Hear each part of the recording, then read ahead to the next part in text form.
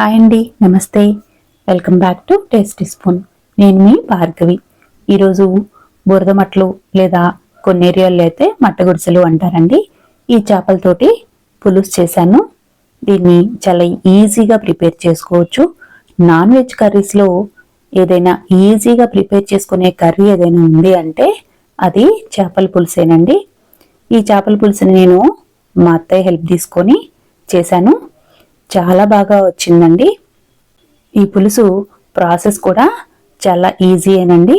ముందుగా దీనికోసం ఒక పెద్ద సైజు నిమ్మకాయ అంతా చింతపండుని ఒక అరగంట సేపు పాటు నీళ్లు పోసుకొని నానబెట్టుకోవాలి. తర్వాత చేపలను తీసుకొని క్లీన్ చేసుకోవాలండి. వీటిని కొద్దిగా ఉప్పు, పసుపు అలాగే మజ్జిగ వేసి బాగా 4-5 సార్లు వాష్ చేసుకోవాలి. మజ్జిగ వేసి కడుక్కోవడం వల్ల ఈ చేపల్లో ఉండే వాసనంతా పోతుందండి. అందుకని నీట్గా వాష్ చేసుకోండి.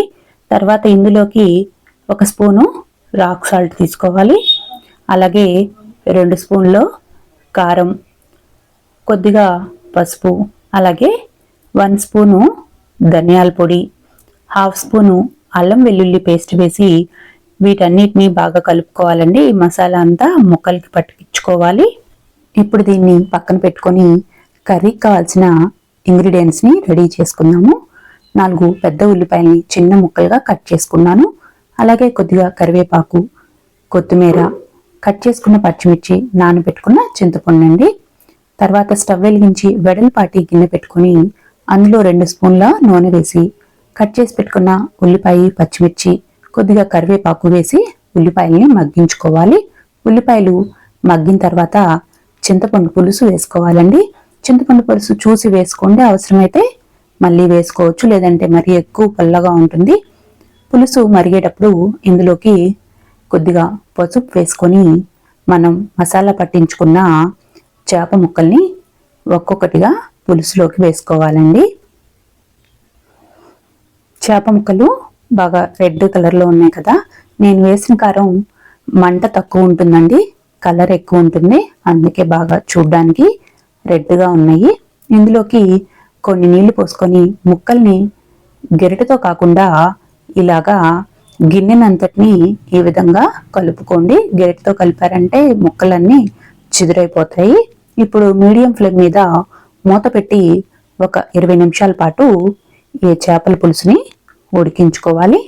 తర్వాత ఇందులోకి 1/2 స్పూను జీలకర్ర వేసుకొని సన్నగా కట్ చేసుకున్న కొత్తిమీర తరుగు వేసి మరొక 10 నిమిషాల పాటు ఈ పులుసుని బాగా ఉడికించుకోండి. మీరు ఇప్పుడు ఉప్పు చూసుకొని మీకు అవసరమైతే మీ టేస్ట్కి తగినట్లుగా ఉప్పు వేసుకోవాలి. ఈ చేపలకి ఒక్కటే ముళ్ళు ఉంటుందండి. మనం గెరిటతో ఎలా అంటే అలా కలిపేసామంటే ముక్కలన్నీ చిదురైపోతాయి, లేదంటే ఒక్కటే ముళ్ళు ఈజీగా తీసుకోవచ్చండి. నేను పులుసుని ఈ కన్సిస్టెన్సీలో ఉంచుకున్నాను. మీకు మరీ పలచగా అనిపిస్తే కనుక 1 స్పూను కార్న్ ఫ్లోర్ వేసి కలుపుకోండి. అప్పుడు పులుసు కొంచెం చిక్కబడుతుంది. అంతే అండి, ఎంతో టేస్టీగా ఉండే బురద మట్ల చేపల పులుసు రెడీ అయిపోయింది. చాలా టేస్టీగా ఉందండి. మీరు కూడా తప్పకుండా ట్రై చేయండి. అలాగే నా వీడియో నచ్చినట్లయితే లైక్ చేసి, షేర్ చేసి నా ఛానల్ని సబ్స్క్రైబ్ చేసుకోండి. Thank you for watching.